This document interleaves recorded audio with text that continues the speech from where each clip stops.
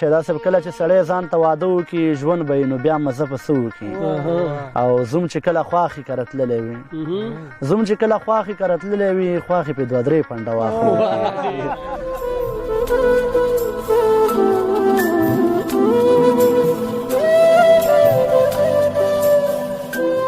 هغه طبیب به تداوي زما د رنځ څه وکړي هغه طبیب به تداوي زما د رنځ څه وکړي کوم چې په خپله وي رنځور د محبت په مرض د داسې خلکو به نو څنګه شي نصیب خدایا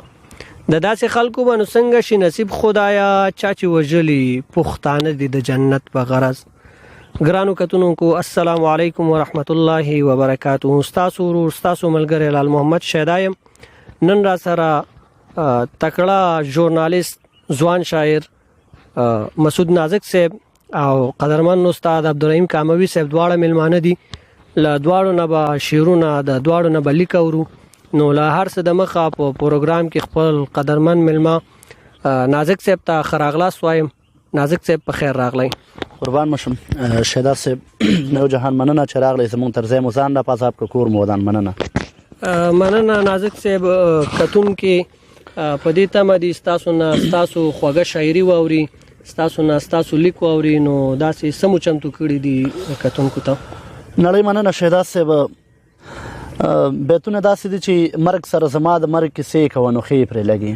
مرګ سره زما د مرګ کیسې کوه نو ښې پرې لګي ورسره زما په سر لانجې کوه نو ښې پرې لګي او دا ورته وایي چې مړ کېږي خو لږ وخت یې پاتې شهدا صاحب دا ورته وایي چې مړ کېږي خو لږ وخت یې پاتې داسې 2-3 ورځې نیټې کوه نو ښې پرې لګي او دلته د دې خلکو که زړه ګټې نو داسې کوه دلته د دې خلکو که زړه ګټې نو داسې کوه دلته جنګونه کړه جګړې کوه نو ښې پرې لګي ډېر عالي دی ډېر اوس هم یو څو بیته دي د مور په یاد مو لیکلي دي سر مې وام په دیوالونو مور مې نشته زه یم ورک په ماښامونو مور مې نشته سر مې وام په دیوالونو مور مې نشته زه یم ورک په ماښامونو مور مې نشته زه یم ورک په ماښامونو مور مې نشته زه به څنګه جانت شم قاري صاحب زه به څنګه جانت شم قاري صاحب دعا ګوی د جانتونو مور مې نشته زه یم ورک په ماښامونو مور مې نشته زه یم ورک په ماښامونو مور مې نشته لمونځ مې هر سهار قضا کړی وي ملګرو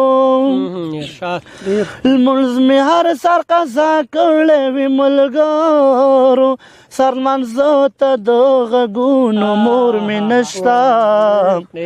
زه یم ورک په ماښامونو مور مې نشته زه یم ورک په ماښامونو مور مې نشته قاري صاحب دا مې خوښه د مرجانې ماتې وکړه دا مې خوښه د مرجانې ماتې وکړه د دې پټو پټو رازونو مور مې نشته زه یم ورک په ماښامونو مور مې نشته زه یم ورک په ماښامونو مور مې نشته یو لور د پلار د کوره په ژړا تله یو لور د پلار د کوره په ژړا تله ویلې مه خاندئ خالونو مور مې نشته زه یم ورک په ماښامونو مور مې نشته زه یم ورک په ماښامونو مور مې نشته خدای دې ټولې میندې وبخي نازکه خدای دې ټولې میندې وبخي نازکه که د خویندو که د ورونو مور مې نشته زه یم ورک په ماښامونو مور مې نشته سر مې وام په دیوالونو مور مې نشته زه یم ورک په ماښامونو مور مې نشته زه یم ورک په ماښامونو مور مې نشته سره زما د مور د ټولو میندو ته ډالۍ شهدا صاحب کله چې سړی ځان ته واده وکړي ژوند به یې نو بیا مزه په څه وکړي او زوم چې کله خواښې کره تللی وي زوم چې کله خواښې کره تللی وي خواښې پرې 2-3 پنډه واخلو